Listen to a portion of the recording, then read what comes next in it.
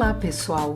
Este é o Letras na Rede e hoje chegamos ao final da série Papéis Avulsos.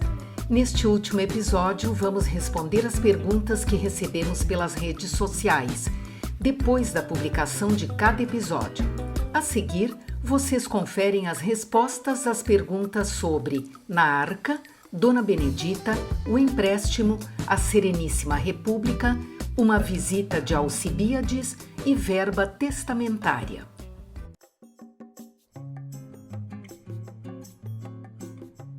A primeira pergunta é sobre o conto Na Arca, e a Jéssica vai responder a pergunta que o Davi Lopes deixou no YouTube.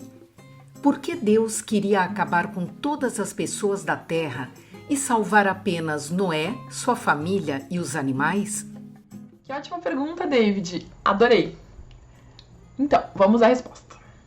No início do conto Na Arca, já estabelecendo uma relação muito grande com o texto bíblico, nós lemos que o Senhor queria dar cabo a toda a carne, pois o mal dominava a terra. Ou seja, ele queria acabar com os seres humanos que faziam o mal, que eram maus, que não seguiam os seus preceitos. A maneira que Deus encontrou para resolver este problema foi recomeçar, fazer o dilúvio e salvar apenas Noé, sua família e os animais. No conto do Machado, não aparece esse critério de seleção de Deus, mas no texto bíblico aparece que Deus escolheu Noé e sua família, pois eles eram muito fiéis, eles acreditavam muito em Deus, não cometiam pecados como as outras pessoas da terra cometiam. Por isso, eles foram os escolhidos para repovoar a terra depois que o grande dilúvio acabasse. Eles eram dignos, justos, corretos. É como se, com o dilúvio, Deus pudesse lavar a terra e mandar embora todo o mal, junto com essas águas. E a família do Noé seria responsável, então, por dar continuidade à vida da humanidade, assim como os animais, à vida animal da terra. Espero ter respondido a tua questão. Até a próxima. Tchau, tchau!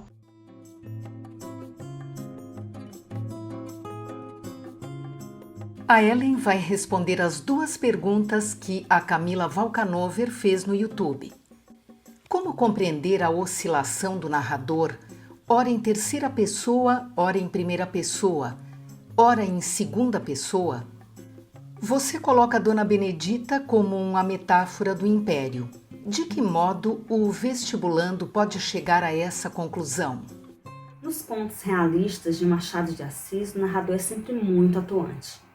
Ele se apresenta em primeira pessoa, mesmo no conto que se volta para uma terceira pessoa.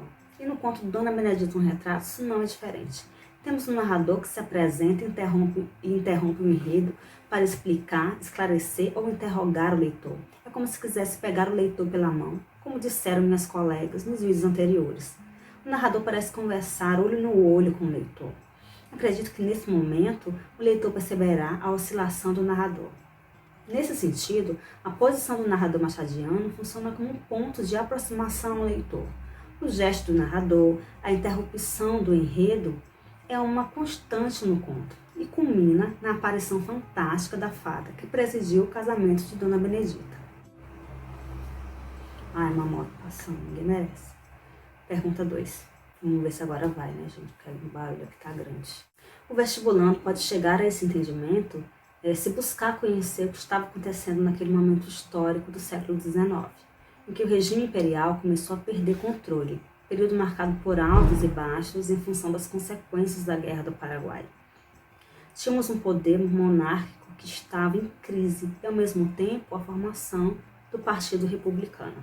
A alternância das relações de amizade de Dona Benedita, seu comportamento inconstante, podem simbolizar, sim, a instabilidade política do país, motivada pelas constantes mudanças ministeriais, como é o caso do Ministério Zacarias, por exemplo, que aparece no conto, mas que na realidade existiu e durou poucos dias. Então a personagem pode representar a inconstância e a vulnerabilidade do país. Então sugiro que os vestibulandos também mergulhem no momento histórico para tentar estabelecer relações com o enredo, com o conto. Muito obrigada pelas perguntas.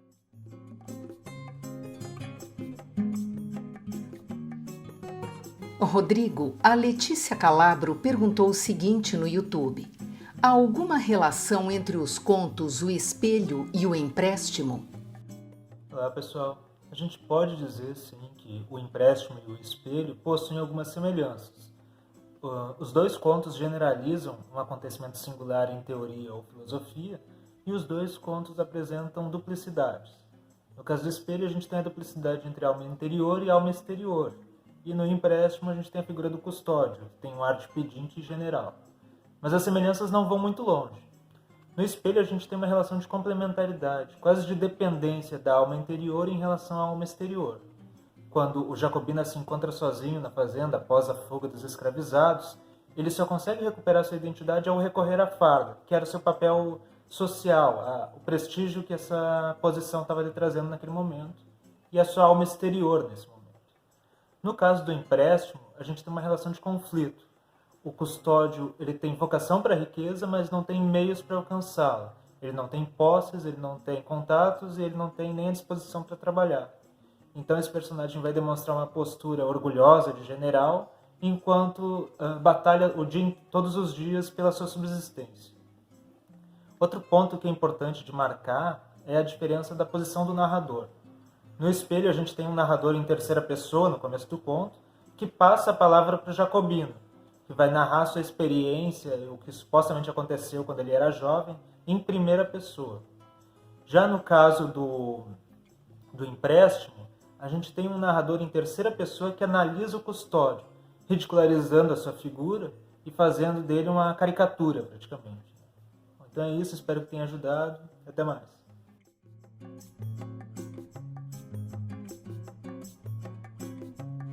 Nas caixinhas anônimas do Instagram, o pessoal pediu para falar um pouco mais sobre o que significa a sapiência em A Sereníssima República.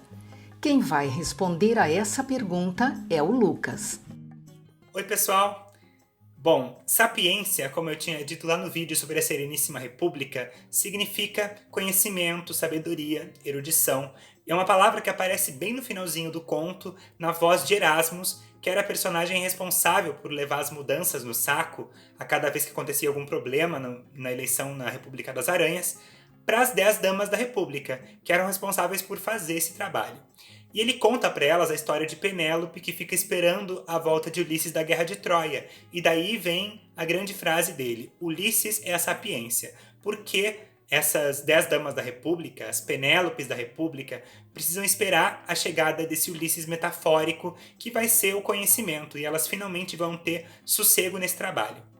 Mas isso não significa que o problema está no saco, nem que o problema está nas aranhas que não sabem votar. O problema, como ele demonstra nesse conto, está no processo eleitoral, na gestão desse processo, que é cheia de vícios, cheia de corrupção.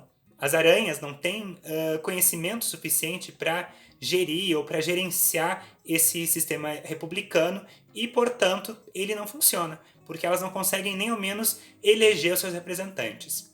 E aqui a gente pode lembrar que o Machado está fazendo uma grande ironia a esse sistema republicano, como ele deixa muito claro lá na nota introdutória, quando diz que o conto fala sobre as nossas possibilidades eleitorais.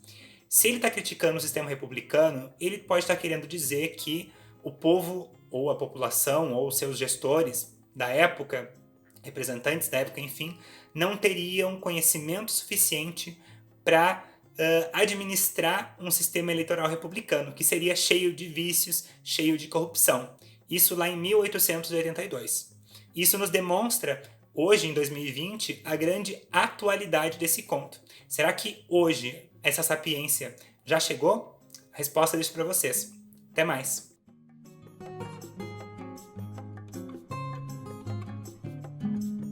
A pergunta sobre uma visita de Alcibíades, que vai ser respondida pela Bruna, veio de um aluno da Jéssica, que é nossa colega aqui no Letras na Rede, e falou sobre o conto Na Arca. O aluno dela quer saber o seguinte: Machado de Assis acreditava ou gostava de espiritismo? Porque nesse conto tem o espírito e em Memórias Póstumas também. Por que ele é considerado realista se gosta dos espíritos? Bom, sobre o Machado de Assis acreditar ou não no espiritismo é um pouco difícil de dizer, porque o que a gente tem nos romances e nos contos é a voz dos personagens e dos narradores, não do Machado. Em Uma Visita de Alcebiades, por exemplo, o desembargador acreditava no espiritismo, mas isso não quer dizer que o Machado de Assis também acreditasse. Mas a gente pode imaginar que o Machado de Assis viu o espiritismo, no mínimo, com um pouco de desconfiança. Porque, como a gente pode notar com a leitura de Uma Visita de Alcebiades, ele trata desse assunto de uma forma bastante irônica. E uma possível razão para que o Machado trate do espiritismo em mais de uma de suas obras é que o espiritismo era uma doutrina relativamente nova no Brasil durante o século XIX e que estava ganhando muita popularidade. Então, ela estava sendo muito discutida e debatida. Então, o Machado pegou um assunto que estava sendo muito comentado na sociedade e levou para as coisas que ele escrevia. E sobre o Machado de Assis ser considerado um autor realista, mas ao mesmo tempo acreditar no espiritismo, primeiro, como eu acabei de comentar, a gente não pode afirmar que ele acreditava no espiritismo. E sobre ele ser considerado um autor realista, então, ao contrário do que acontecia no romantismo, por exemplo, em que a sociedade era retratada de uma maneira um pouco mais idealizada, o Machado retratava a sociedade de uma forma mais crítica, mostrando seus defeitos e seus problemas. E os personagens criados pelo Machado também eram mais complexos. Eles não eram apenas bons ou ruins, mas tinham defeitos e qualidades assim como todos nós. Então, por mais que o Machado crie, por exemplo, em Memórias Póstumas de Brás Cubas, um defunto autor que vai narrar a história, ele continua fazendo uma crítica à sociedade. Então, nesse sentido, ele continuaria sendo considerado um autor realista.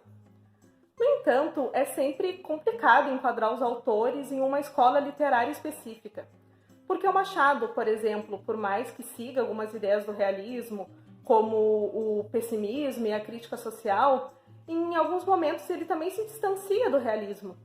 Os textos do Machado, por exemplo, têm bem menos descrições do que normalmente a gente vê nos textos de autores realistas.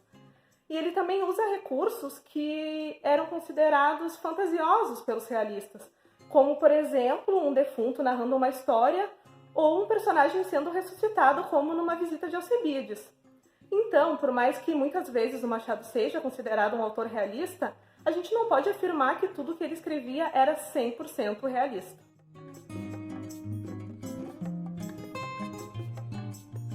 Sofia, a Camila M. no YouTube perguntou o seguinte sobre verba testamentária. Não é meio estranho tratar escravos e cachorros como se fosse uma coisa só? Oi, gente, tudo bem? Aqui é a Sofia. E hoje eu vou responder uma pergunta referente ao conto Verba Testamentária, que é o último conto do Papéis Avulsos que eu fui responsável pelo vídeo. E é uma pergunta deixada no vídeo referente a como eu falo de maneira tão natural o fato de o Nicolau ser agressivo com os escravos e com os cachorros. Eu falo meio que nivelando os dois, contando sobre um episódio, um acesso de raiva que ele tem.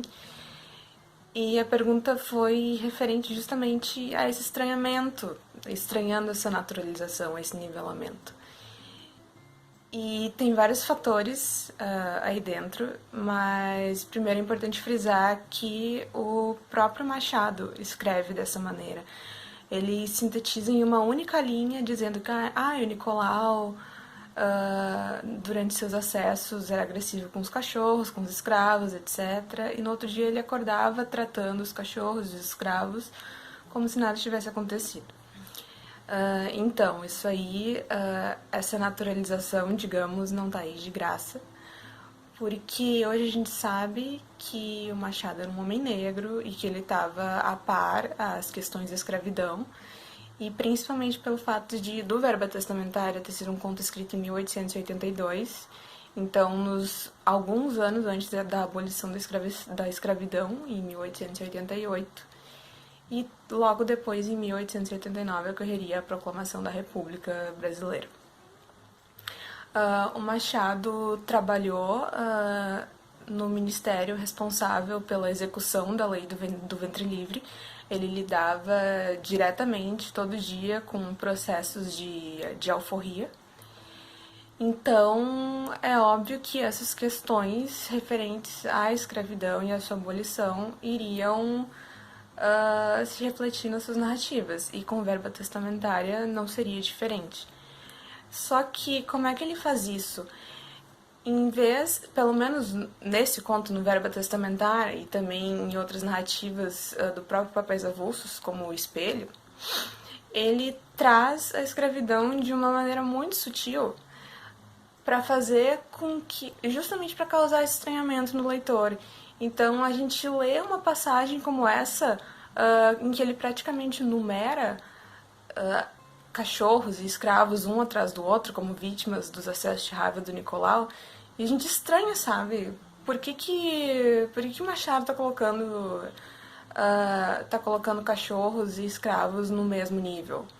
Não tem uma coisa aí, e é justamente esse desconforto que era o que ele visava. Então,